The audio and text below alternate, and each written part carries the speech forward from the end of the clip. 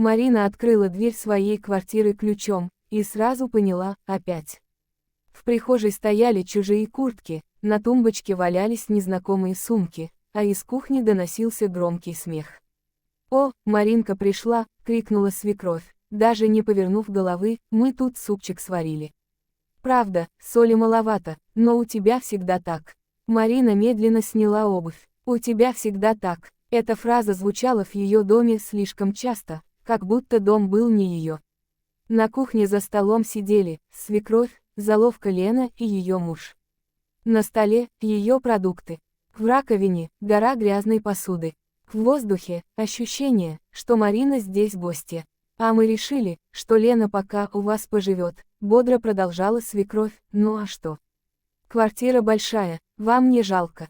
Решили? Марина тихо переспросила. Ну да, вмешалась Лена, ты же понимаешь, у нас сейчас трудности. Семья должна помогать. Марина посмотрела на них всех. Никто не спросил, никто не извинился, все уже все решили. В этот момент она вспомнила, как месяц назад свекровь переставляла мебель. Как выбрасывала ее вещи со словами: «Это хлам, я лучше знаю». Как муж тогда сказал: «Не начинай, мама старается». Марина глубоко вдохнула, где-то внутри щелкнул замок, не дверной, а внутренний. «Я устала», — сказала она спокойно, — «поговорим вечером». Свекровь фыркнула: «Вот еще, поговорим, мы и так все обсудили». Марина ушла в спальню и закрыла дверь. Села на кровать и посмотрела на свои руки, они дрожали. «Это мой дом, я за него плачу, я здесь живу». И впервые за 2 года она подумала не о том, как угодить, а о том, как защитить себя. За дверью смеялись и гремели посудой. А внутри Марины рождалось решение, которое уже нельзя было отменить. Вечером Марина вышла из спальни, когда в квартире наконец стих шум. Свекровь смотрела телевизор, заловка листала телефон, а муж сидел на кухне с пустым взглядом, будто заранее знал, чем все закончится. «Нам нужно поговорить», — сказала Марина. Муж тяжело вздохнул, не поднимая глаз. «Только без истерик, ладно». Эти слова ударили сильнее пощечины. Истерики, 2 года молчания, терпения и проглоченных обид, и это называлось истерикой. «Я не давала согласия, чтобы здесь жили твои родственники», — спокойно начала она, «они распоряжаются моими вещами и ведут себя так, будто меня здесь нет». Муж пожал плечами. «Ну а что ты хотела? Мама есть мама, Лене сейчас тяжело, а мне легко». Марина посмотрела ему прямо в глаза. «Я работаю, плачу за эту квартиру, прихожу домой и чувствую себя лишней». Он поморщился. «Ты все драматизируешь. Потерпи, это ненадолго, ненадолго». Это слово она слышала каждый раз, когда ее границы стирали.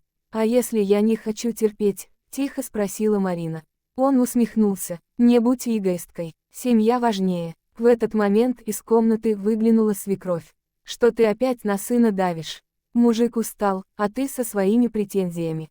Марина почувствовала, как внутри поднимается волна, не злость, а ясность. Она вдруг поняла, муж не на ее стороне. И никогда не был. «Хорошо», — сказала она неожиданно спокойно, — «тогда я приму решение сама». «Какое еще решение?» — насторожился муж. Марина ничего не ответила, она просто ушла в ванную и закрыла дверь. Глядя в зеркало, она увидела не жертву, а женщину, которая больше не собирается просить разрешения жить своей жизнью. За дверью уже строили планы. Кто займет вторую комнату, какую мебель выбросить, и как Марине придется привыкнуть. Но Марина уже приняла решение. И оно им не понравится. Утро началось тихо. Слишком тихо, как бывает перед бурей. Марина проснулась раньше всех. Не от будильника, от мысли, которая больше не отпускала. Если не сейчас, то никогда. Она вызвала мастера еще накануне ночью.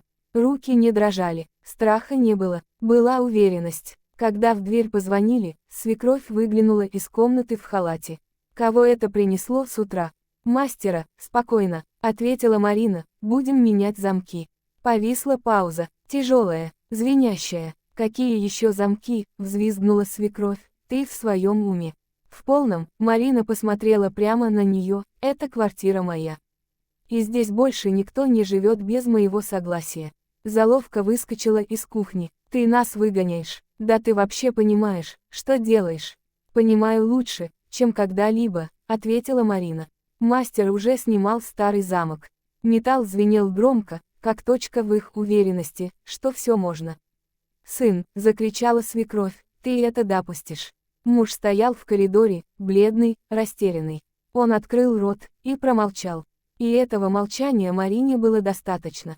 «У вас есть час», — сказала она ровно, — «собирайте вещи». «Мы никуда не пойдем», — орала заловка, — «ты пожалеешь». Марина открыла входную дверь, поставила первый чемодан за порог. «Потом будете вспоминать этот день», — тихо сказала она, — «как день, когда меня перестали считать удобной». Крики, слезы, проклятия сыпались на нее, как дождь. Но она стояла прямо, когда дверь закрылась за последним из них. Марина медленно повернула новый ключ в замке. Щелк. Это был самый красивый звук в ее жизни. Она прислонилась к двери, закрыла глаза и впервые за долгое время почувствовала не вину. А облегченный телефон ожил уже через 10 минут. Экран мигал, дрожал, будто сам знал, сейчас его будут чистить. Свекровь звонила первой. Марина смотрела на экран, но трубку не брала. Потом сообщения посыпались одно за другим.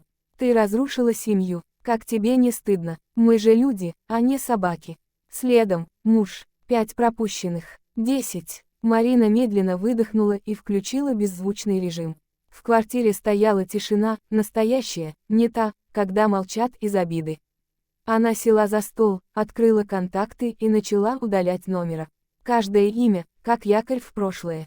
Мама Сережи – удалить. Лена – удалить. Тетя Галя – удалить. Пальцы не дрожали, дрожало внутри, но уже не от страха, а от освобождения.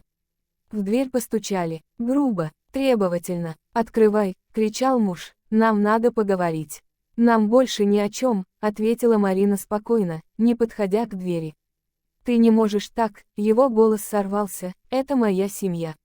«А я была твоей», — сказала она тихо, — «но ты выбрал не меня». По ту сторону двери наступила тишина. Потом шаги. Он ушел. Марина подошла к окну. Внизу муж стоял с чемоданом, разговаривал по телефону, размахивая руками. Рядом — свекровь. Они смотрели вверх, будто она должна передумать. Но Марина закрыла шторы. Вечером она впервые за долгое время включила музыку. Не фоном, для себя.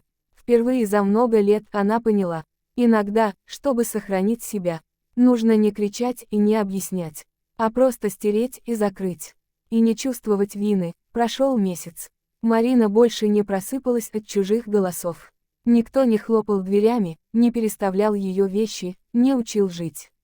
Утро начиналось с тишины и солнечного света. Она пила кофе медленно, не прячась и не торопясь. Эта квартира снова стала домом, а не полем боя. Однажды вечером ей пришло сообщение с незнакомого номера. «Ты все разрушила, но ты еще пожалеешь». Марина прочитала, улыбнулась и заблокировала номер, без слез, без сомнений. Она вспомнила себя год назад, вечно извиняющуюся, удобную, молча терпящую. Ту женщину было жаль, но возвращаться к ней Марина больше не собиралась. Муж подал на развод, она подписала документы спокойно, без истерик. Он все ждал, что она дрогнет, попросит, пожалеет. Не дождался. В день, когда он забрал последние вещи, Марина сменила замки еще раз. Не из страха, из принципа. Вечером она села у окна и подумала. Иногда семья – это не те, кто кричит о родстве, а те, кто уважает твои границы. Она больше не впускала в свою жизнь людей, которым нужно было удобство, а не она сама. Свобода оказалась негромкой, она пахла свежим воздухом, чистыми простынями и тишиной, в которой, наконец, можно услышать себя, родню, за дверь, замки, сменить, контакты, стереть и больше никогда не предавать.